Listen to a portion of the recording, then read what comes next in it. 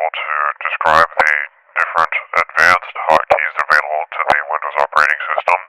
Earlier I mentioned how if you pressed certain key combinations of the Windows key and M, you could be able to minimize or restore all windows. And so, for instance, here I'm going to show you a program that will allow you to make your own. It's simply called Autohotkey, and for going to its download page, you can choose the installer for hotkey L. This will allow you to make your own hotkeys by going into whatever assignments or making whatever assignments for keys and key combinations you like to be able to run a particular program, open a particular folder, or in the case of what you see here on the desktop, be able to perform certain actions such as going online, retrieving an image file, converting it, and displaying it on your desktop. For now, though, I'm just going to take you through the installation. I currently have it installed but not active because I needed to be able to demonstrate this properly. Being able to drag and drop onto the Autohotkey scripts is an advantage but not necessarily useful because of how frequently it's used. It's not very much used at all. So for now I'm just going to click next, next again, next. Now that it says it's finished. And I have just above it the shortcut to the ones that I have been using this entire time.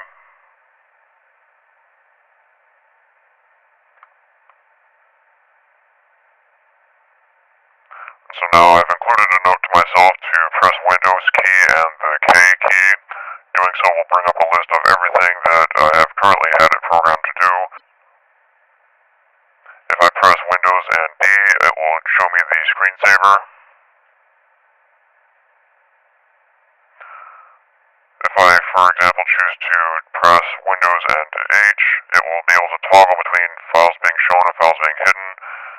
And so in this case, we can see here the folder that I typically keep all of my working files in. So if I press Windows and H,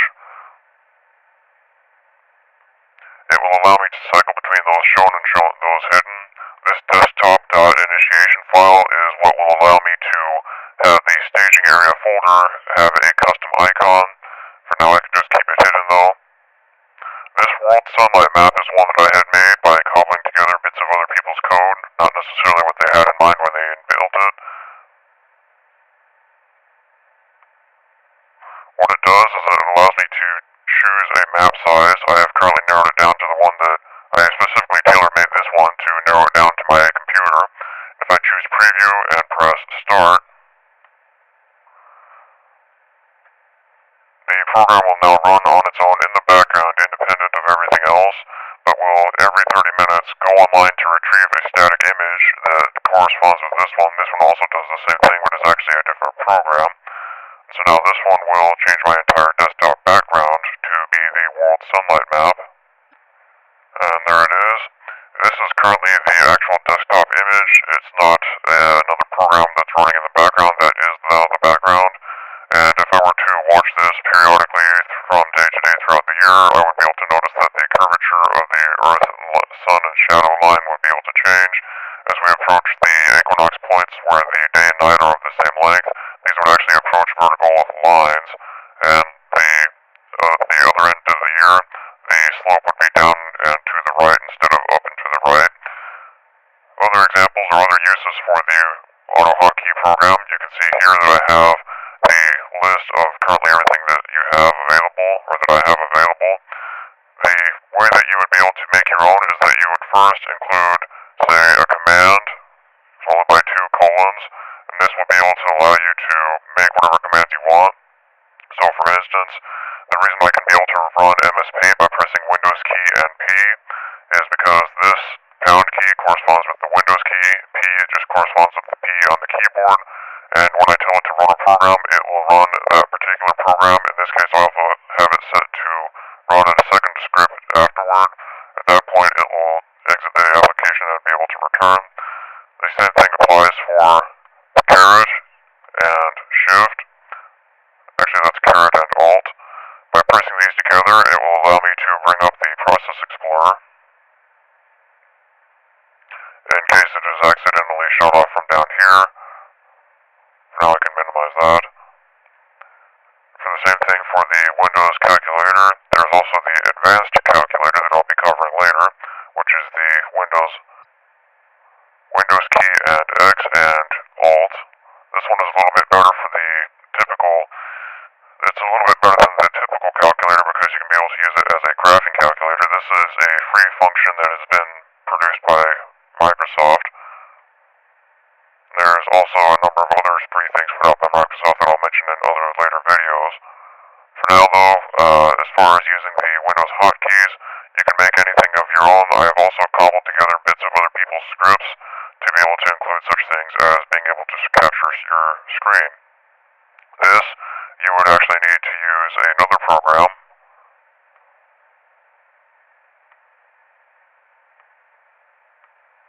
called Irfanview, which is a free, commercially available, or freely available open source program for being able to edit and manipulate images. For now I'm just going to use it to download, and download now from CNET. Actually I already have the installation as usual, I just need to demonstrate where you can get it. So you'll be able to click on that. Go back to the installers, click on Irfanview. I don't need to worry too much about these shortcuts because I'm just going to have it installed and running in the background. So I can click next, next again, and I don't want to associate it with any particular file just yet. So it's fine there. Next. Now it says it's finished installing. I'm not going to start it. I will just have it finished and running in the background. And once you're finished, it will bring you to a page full of frequently asked questions. You needn't worry too much about those. These Irfanview plugins are just extras that we can install to the same folder. We don't need to worry too much about them because we're not using them at all.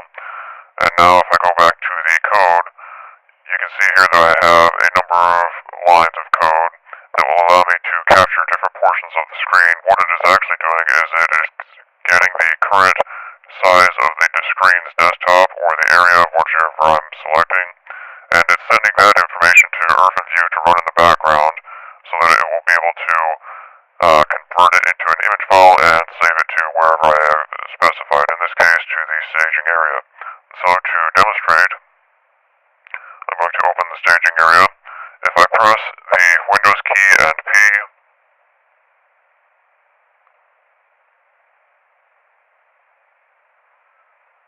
it will bring up MS Paint, but if I press Alt and P, it will allow me to select a region of the area of the desktop. In this case I can expand it to however much I want, and the red box will demonstrate how much of the screen is currently going to be captured. So now it's sent the data to Irfanview in the background and it's been converted, and I can see this. Notice that it did not catch the other items running in the background on the desktop because it will only catch certain layers.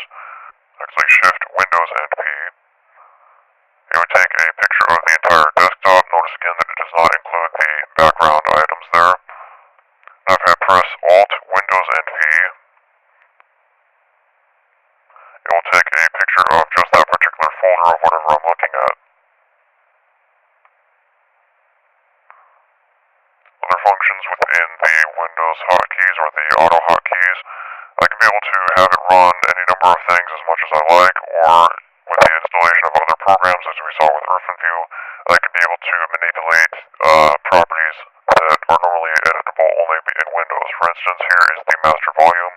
Typically if I use the function keys and up and down on my computer, I can be able to do the master volume between up and down, but if I want to change the individual wave, I would normally have to go over and press up and down on it.